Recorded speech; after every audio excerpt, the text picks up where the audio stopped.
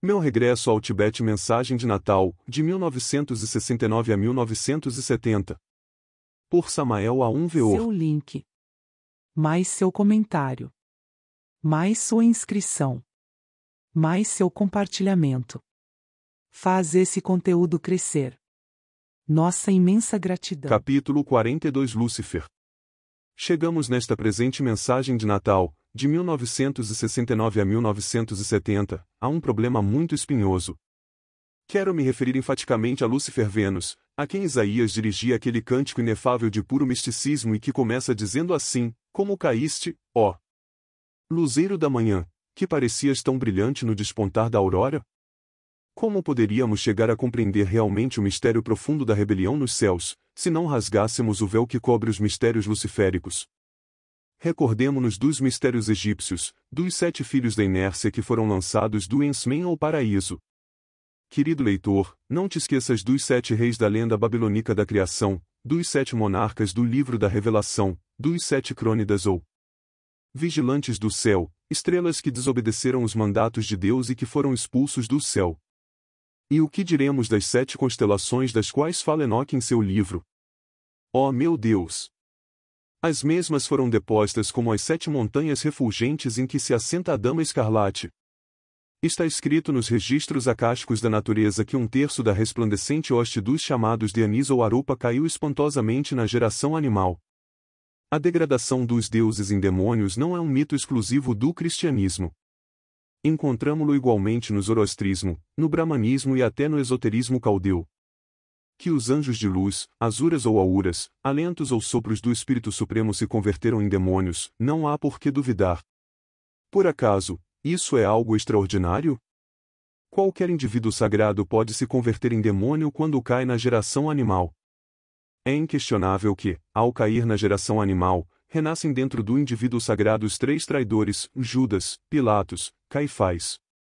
Resulta patético, claro e manifesto que o eu pluralizado, 7, pode ressuscitar como a ave fênix das suas próprias cinzas. As teogonias que classificam como seres castigados esses logoi divinos estão corretas. Eles cometeram o erro de cair na geração sexual depois que a raça lemuriana se dividiu em sexos opostos. Quanto a dizer que eles se sacrificaram, qual prometeu, para dotar de espírito consciente o homem do paraíso infantil primitivo? É mentira. Ignorância. Absurdo. Eu fui espectador e, ao mesmo tempo, ator do Gênese da vida. Em nome da verdade, afirmo que não houve tal sacrifício. Nós, lemurianos, nos deleitávamos com a relação sexual e por prazer caíamos na geração animalesca. Esta afirmação insólita, inusitada, é ostensível e causará espanto a muitos leitores. É óbvio que se eles conhecessem a doutrina da reencarnação, não teriam por que se assombrarem. Que um homem tenha estado reencarnado na Lemúria. Que recorde de suas vidas passadas. Que dê um testemunho arcaico. Isso se constitui em algo dentro do normal, nada tem de raro nem de estranho. Aprofundemo-nos mais um pouquinho agora. Deuses e divais, petris inefáveis e semideuses, estiveram reencarnados na Lemúria. Dizer que esses logoi divinos, que esses anjos rebeldes dotaram de corpo mental a este pobre homúnculo intelectual equivocadamente chamado homem? É falso. É mentira.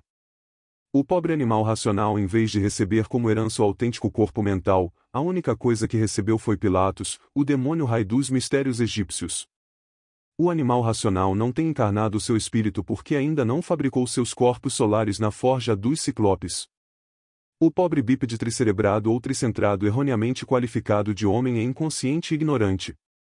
Em nome da verdade, custe o que custar, vejo-me na necessidade de afirmar que eu também fui um arcanjo caído. Por isso, tenho plena consciência do que estou escrevendo nessa mensagem. Não estou repetindo teorias alheias. Afirmo o que sei. Arrependi-me de meus erros, levantei-me do lodo da terra e agora dou testemunho destas coisas. Esta pobre humanidade nada ganhou com a rebelião dos anjos do céu. Teria sido melhor que tivessem sabido obedecer ao Pai. Os pseudo-esoteristas e pseudo-ocultistas poderiam objetar-me dizendo que depois da divisão humana em sexos opostos tornou-se indispensável a cooperação sexual para a reprodução da espécie. Essa objeção não é válida para os deuses. É inquestionável que os homens-deuses da Lemúria poderiam ter conservado seus corpos físicos por milhões de anos por meio do elixir da longa vida dos alquimistas. Para conhecimento de nossos leitores, afirmamos que em alguns lugares secretos do mundo ainda vivem muitos lemurianos imortais. Meu santo guru, cujo nome sagrado não devo mencionar, conserva ainda o mesmo corpo físico que teve na Lemúria. Eu mesmo, depois da queda na Lemúria, me arrependi e retornei aos mistérios desse antigo continente e recebi o elixir da longa vida. Em nome disso que é o real, o tão, o divinal, vos digo que vivi com o corpo físico imortalizado durante milhões de anos. Não era indispensável a desobediência para a multiplicação da espécie humana. É óbvio que a rebelião foi uma insensatez. Os homens-anjos do continente Mu poderiam ter legado, doado, seus veículos físicos às almas humanas da Terra, provenientes dos reinos animais superiores, sem necessidade de violar a lei. É inquestionável que todas as pessoas que vivem sobre a face da Terra são filhas de Adão e Eva, o casal original, a raça lemuriana, caída no pecado luciférico da luxúria. Indubitavelmente as pobres gentes continuam imersas no pecado sexual original, luciférico. Somos filhos da luxúria e continuamos nela, isso é ostensível, ressalta à simples vista. O divinal não pode ser luxurioso e, então, não somos filhos de Deus e sim do diabo. Recordemos aquelas palavras do Cristo quando disse: Eu falo o que vi acerca do Pai e vós fazeis o que haveis ouvido acerca de vosso pai. Respondendo-lhe disseram: Nosso pai é Abraão. Então, Jesus lhes disse: Se fosseis filhos de Abraão, faríeis as obras de Abraão, porém, agora procurais matar a mim que vos tenho falado a verdade, a qual tenho ouvido de Deus. Abraão não fez isto. Vós fazeis as obras de vosso pai. Então lhe disseram: Nós não nascemos da fornicação e temos um pai que é Deus.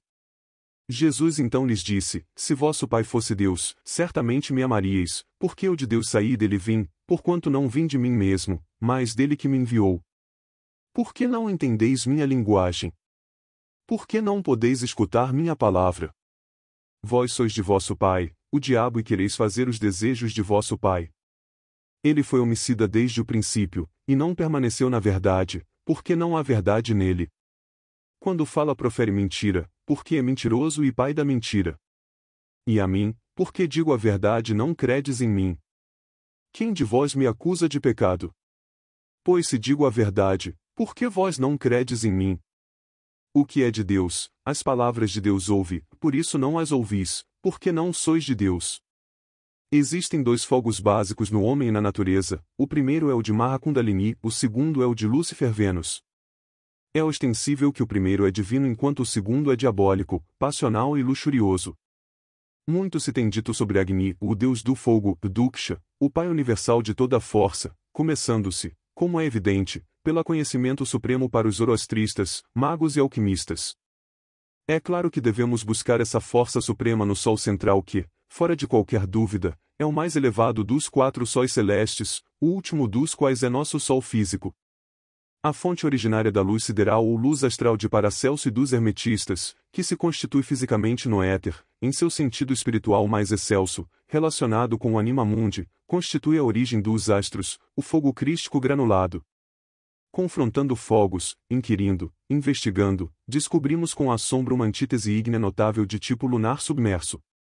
Quero referir-me a Lúcifer, a serpente tentadora do Éden, essa força foótica fatal que, ao desenvolver-se no ser humano, converte-se de fato e por direito próprio no abominável órgão cundartiguador, a cauda de Satã. Podemos inferir de tudo isto sem temor de nos equivocar que tanto Sete, o eu pluralizado, como os 3 maus amigos de Jó são, em si mesmos, dentro dos infernos atômicos do homem, vis granulações do fogo lunar luciférico. É óbvio que o casal original humano, uma raça lemuriana, foi fatalmente vítima sexual da serpente luciférica. A rebelião nos céus e a consequente queda dos anjos foi um problema totalmente sexual. Lúcifer, esse desprezível verme atravessa o coração do mundo, subjaze como é natural, no fundo de toda a matéria orgânica e inorgânica. O forrar lunar luciférico exerce controle direto sobre certo átomo maligno do cóccix, órgãos sexuais, coração e cérebro. O impulso sexual luciférico e maligno controla até nossos sentimentos mais íntimos. É indubitável que essa força foótica cega, de tipo lunar luciférico, mantém a humanidade hipnotizada e submergida na inconsciência. É fácil compreender que, o fogo luciférico ao se cristalizar nessa legião de os diabos que cada um leva dentro, o resultado é a inconsciência. É ostensível que a consciência dorme entre essas tenebrosas entidades que constituem o ego. Eis como se desenvolve o processo hipnótico luciférico dentro de cada sujeito que vive sobre a face da Terra. O animal intelectual equivocadamente chamado homem é 99% luciférico. Se não fosse por causa da essência anímica engarrafada no ego, o homúnculo racional seria 100% luciférico. Devemos partir de zero e reconhecer que somos demônios se é que realmente queremos chegar à autorrealização íntima do ser. Antes de tudo, precisamos eliminar o fariseu secreto da nossa natureza interior. Lembremo-nos daquelas palavras de Jesus. Ai de vós, escribas e fariseus, hipócritas! Porque fechais o reino dos céus, com essas teorias que tendes, nem entrais nem deixais entrar aos que estão entrando. Guias cegos, que não estáis iluminados, filtrais o mosquito e tragais o camelo. Ai de vós, escribas e fariseus, hipócritas, fanáticos puritanos que cometem delitos e que lavam as mãos, sois semelhantes a sepulcros caiados, que por fora em verdade se mostram belos, cheios de fingidas mansidões e com poses ascéticas sublimes, mas por dentro estão cheios de ossos de mortos e de toda a imundície. Ai de vós, escribas e fariseus, hipócritas! Porque limpais o copo e o prato por fora, porém por dentro estáis cheios de roubo e de injustiça. Ai de vós que por fora vos mostrais justos aos homens, e até vos auto-enganais crendo ser bons e santos, porém por dentro, ainda que não o creiam jamais, estáis cheios de hipocrisia e iniquidade. O mestre G comete o erro de confundir o fogo de Kundalini com o fogo luciférico do abominável órgão kundartiguador e até atribui ao primeiro os aspectos sinistros do segundo. É óbvio que precisamos compreendê-lo e eliminá-lo, sendo que isso já foi dito nos capítulos precedentes. O Kundalini, a serpente ígnea de nossos mágicos poderes, é uma verdade vedantina e geovística terrivelmente divina. O fogo ascendente do Kundalini abre vitorioso os 7 selos do Apocalipse de São João na espinha dorsal do homem. Devi Kundalini, a nossa divina mãe adorável, é a serpente ascendente do canal medular espinhal. Ela, a divina serpente, tem poder para eliminar os demônios vermelhos de Sete. Essa víbora sagrada pode destruir as cristalizações ou granulações da serpente luciférica. Estamos, pois, diante de duas serpentes, a primeira sobe vitoriosa pelo canal espinhal do organismo humano, a segunda, desce, precipita-se do cóccix para baixo, para os infernos atômicos do homem. A primeira é a serpente de bronze que curava os israelitas no deserto, a segunda, é a serpente tentadora do Éden, Lúcifer, a horrível serpente Píton que se arrastava no lodo da terra e que Apolo, irritado, feriu com seus dardos. Vem, nesses instantes, à minha memória, reminiscências tão interessantes. Certa noite maravilhosa, não importa qual, em estado zen, conhecido como Satori ou Samadhi, êxtase, entrei ditoso pelas portas do templo nas asas do anelo. E assim, como outros adeptos se sentaram, eu me sentei e escutei cantos tão deliciosos. O que essas vozes de ouro disseram comoveu profundamente até as entranhas mais íntimas de nossas almas. Todos nós louvamos, então, ao Imperador, essa mônada divina de cada um, que antes da aurora do Mahavantara se movia entre as águas caóticas do espaço infinito. Uma escada em forma de caracol, espiraloide, conduzia até a planta superior do templo. É ostensível que tal escada terminava exatamente ao pé do sacratíssimo altar do Imperador. O sacrário resplandecia gloriosamente sobre a ara sagrada e o fogo ardia em sua lâmpada. Alguns jarros com flores completavam maravilhosamente aquele encanto precioso. É óbvio que, as flores, sempre põem um não sei o que de delicioso onde quer que se encontrem embora, algo mais havia, algo insólito, um estranho jogo de figuras habilmente talhadas em madeira. Tais figuras postas exatamente diante do altar, na misteriosa escadaria divinal, representava de fato um sério inconveniente, um tremendo óbice. Para se chegar ante o Senhor interior. Eu, então, em luta contra o terceiro traidor de Irabif, tive de estudar profundamente o simbolismo daquelas hieráticas figuras de mistério. Matizado e pitoresco conjunto de estranhos seres de madeira nos degraus polidos da escadaria sagrada. Foi indispensável concentrar minha atenção em tais representações artísticas. A arte régia da natureza não é algo morto, tem vida e a tem em abundância. Recordemos aqueles quadros vivos vistos por Franz Hartmann no Templo Gnóstico Rosa Cruz de Boêmia, Alemanha. Então, Hartmann, ao concentrar sua atenção em uma representação tibetana, pôde ver um Mahatma que, montado em seu brioso corcel, sorria e se afastava depois de saudá-lo de longe.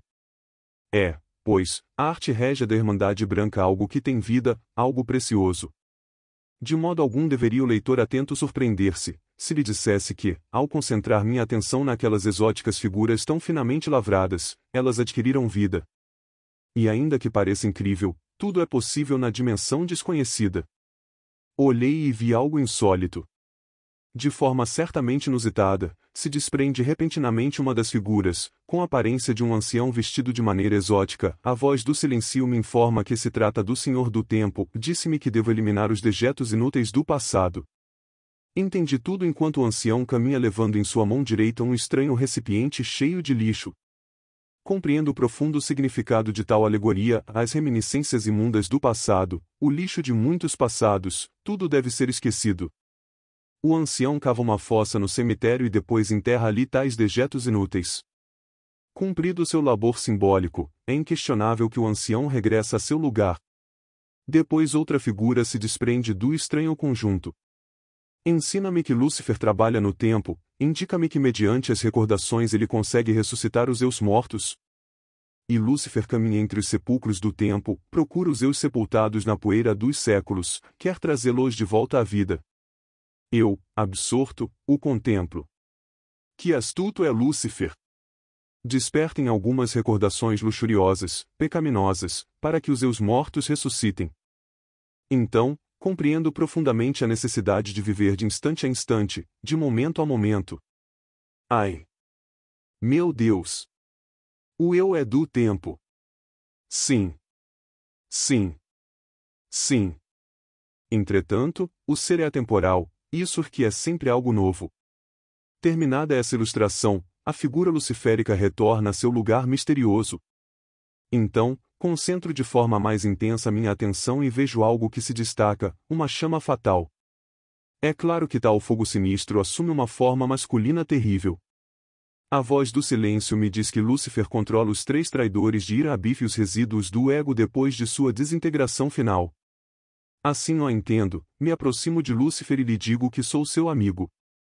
Ele ri de mim e, logo, falando me dá a entender que sou seu inimigo. É ostensível que não se equivocou nisto esse fogo diabólico. Assombro.